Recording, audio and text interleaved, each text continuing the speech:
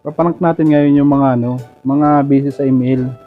Kasi gusto nyo, tatawagin na lang pag kakain. So ngayon, papakita natin sa kanila kung ano ang lasa ng sabaw na to.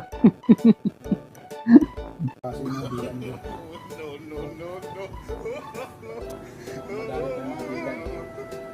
sobrang init pa naman. Bawang kulo.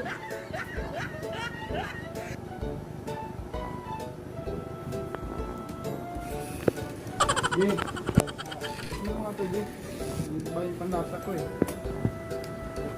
Ano kasi yung panlasa ko? Ang alat! Ano ba yan, kuya? Ano yan, may pabrika ka ng asin? Para nga ayaw mo na ipakain yan, ha? Diba?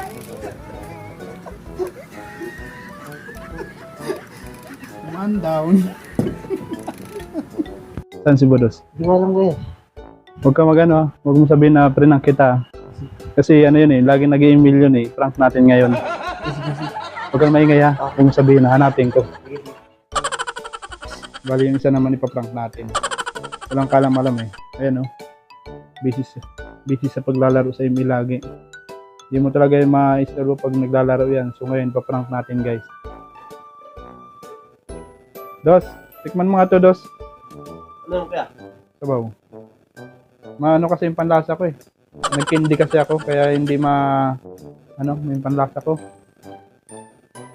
Alat mo yan, kuya. Ano yan? Puro asin talaga.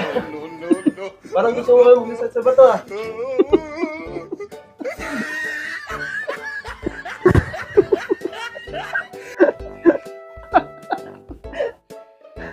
Two down.